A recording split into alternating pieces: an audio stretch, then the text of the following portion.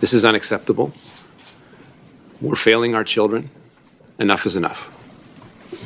Our parents cannot face these challenges alone, and the safety of children can't be an afterthought. We need basic protection in place so every child in this country can be safe on platforms they use every day. This is why we are introducing the Safe Social Media Act. The Act will establish a minimum age of 16 to have a social media account. The Act will require social media platforms and AI chatbot services to do more to protect children and make their platforms safe by design. Social media and AI chat platforms will have a responsibility to protect children from harmful content, including content that promotes self-harm, sexual exploitation, violence, hatred, bullying, or the non-consensual sharing of intimate images. Social media services will have to remove, within 24 hours, content that sexually victimizes a child or shares intimate content without consent, including sexually explicit deepfakes. And AI chatbot services will be required to mitigate the risk of chatbot communicating harmful content that have clear protocols in place when a user expresses an intention to harm themselves or others. They too will have to be safe by design. Platforms will have to be transparent and accountable to Canadians and submit publicly disclosed digital safety plans to the Digital Safety Commission. Boy, that was a tough listen, wasn't it? Do all Liberal MPs sound like the audible version, book on tape version of a coding lesson book? I mean, honest to God, it was like paint drying, but then watching paint dry itself drying. I don't know.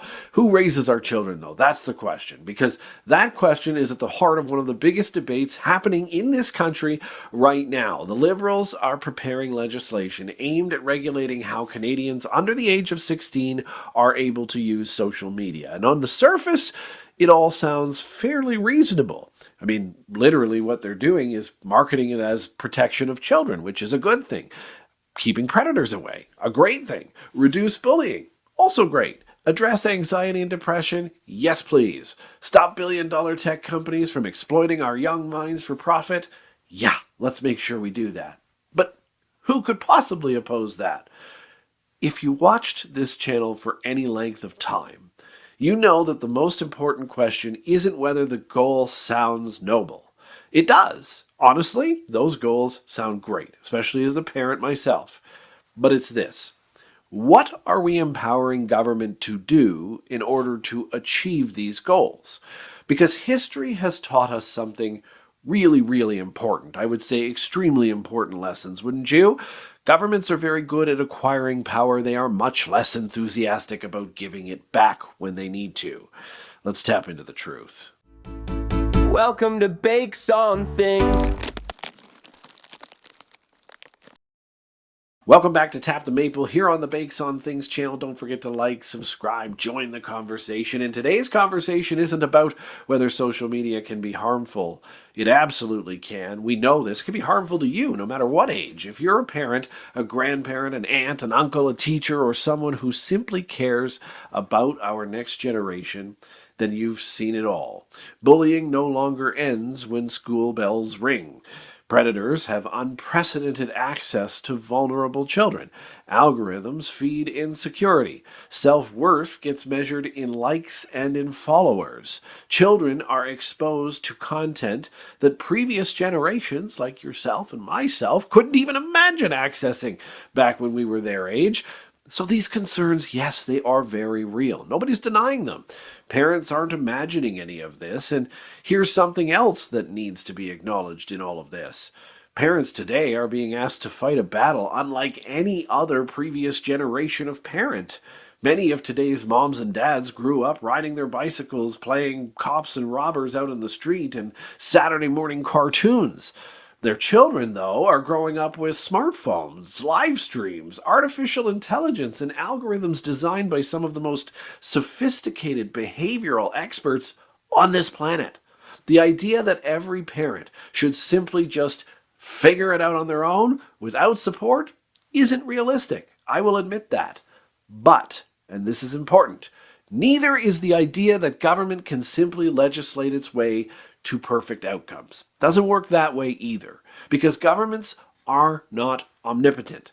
Parents aren't omnipotent either, and neither are tech companies as well. So you have to blend the three. The challenge is determining where responsibility begins in those three categories, and then where it comes to an end for the other to take over. Now, here's where the debate becomes fascinating then, in my opinion, because many supporters of these proposals see them the same way previous generations saw things like smoking restrictions. The National Post did a great article on this as well.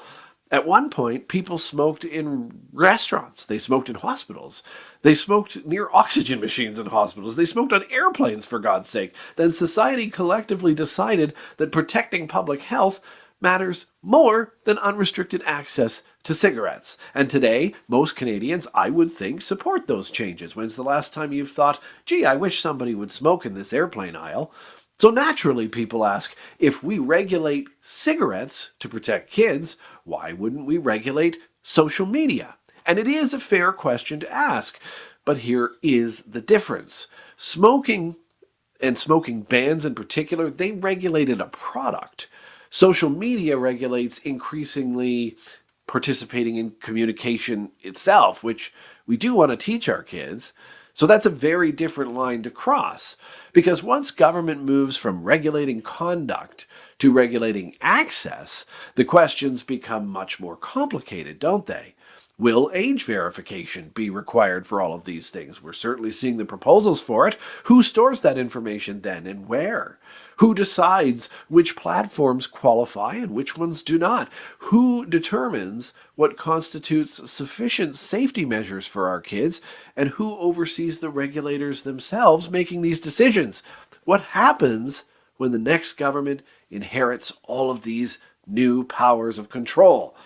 These aren't meant to be conspiracy theories. That's not where we're going with this. These are exact questions citizens in a free society are supposed to be and free to be asking, especially when legislation is introduced in the name of protecting their children.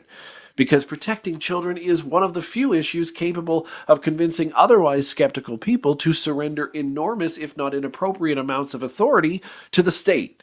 And sometimes that authority remains long, long after the original crisis itself has passed. Now, before someone accuses me of saying government should do nothing in this case, that's not at all what I'm saying. It isn't my position at all. What I do think is there absolutely is a role for government. Protect our children's privacy, government. They can play a role in that. Restrict targeted advertising aimed at minors? Absolutely, government can play a role in that. Demand transparency from these platforms regarding how their algorithms work? For sure the government can participate in that, imposing the serious penalties that go along with facilitating exploitation, that too. And require meaningful parental controls to be available. Tools. That's the thing. These all need guardrails, but there is a difference between building guardrails and becoming the driver of how everything works. Because ultimately, government cannot raise our children for us. No matter what you say, a government MP is not sitting at your kitchen table. No legislation can teach a child resilience. No bureaucracy can replace any parent's wisdom from their lives. No regulator can determine the maturity level of every 14-year-old in this country. And politicians should be very cautious before assuming they possess that capability. They definitely don't. Doesn't matter what political stripe. And at the same time, parents can't simply throw up their hands and declare defeat and say, well, you take it, government. The answer can't be me anymore. Good luck. Well, you can't say that anymore. You can't say that at all, ever. Families deserve support, yes. Communities deserve resources, yes, please. Technology companies absolutely deserve scrutiny. Government has responsibilities. Nobody's saying they don't. Parents, though, also have responsibilities in this, and somewhere in our increasingly polarized world, we seem to have lost the ability to acknowledge that more than one thing can actually be true at the exact same time. Children need protection, no question about that. But also at the same time, freedom matters, and at the same time as that, parents need help. But at the same time as that, government power requires limits and guardrails on it. At the same time as that, technology can connect people, and technology can also harm people, no matter the age. All of those statements can exist simultaneously together. Maybe the biggest lesson here is one Canadians desperately need to try and remember on a daily basis. A healthy society doesn't rely entirely on any single institution. Not government, that's for sure. Not corporations. We can't rely on them either. Not even families alone. You can't rely entirely on the support of your parents. We get that. Free societies require balance between all of those things, because the moment government begins viewing itself as the ultimate solution to every social challenge, then we risk replacing citizenship with dependency. And the moment we pretend families can solve complex technological problems entirely on their own as well, is also the moment we abandon them without any help. So we can't do that either. The goal shouldn't be creating a permission-based internet. The goal shouldn't be surrendering children to Silicon Valley either. The goal should be preserving something increasingly rare, which, by the way, used to be called human judgment. Parents who know who their children are, who understand who they are, communities willing to support families that need the support, governments humble enough to recognize that they have limitations and they do need to rely on parents, and companies held accountable for the consequences of products they profit from.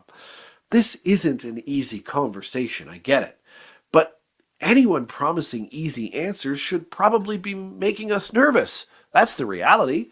Maybe that's exactly why we need to have this conversation, though, because this debate isn't really about the apps themselves. It's not directly about the social media itself. It's about something much deeper. Who shapes our next generation?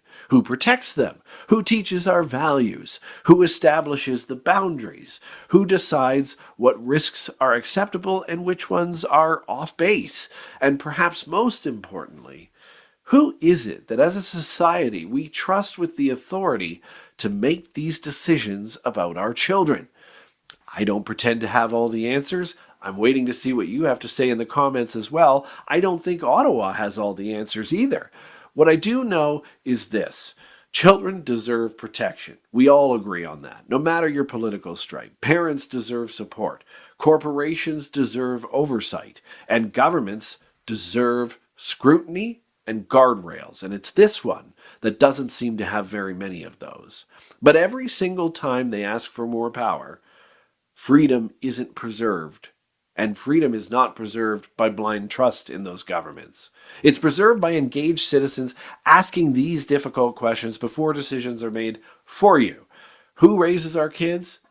Hopefully, all of us. Hopefully there's a government role, a company role, and of course the parents' roles.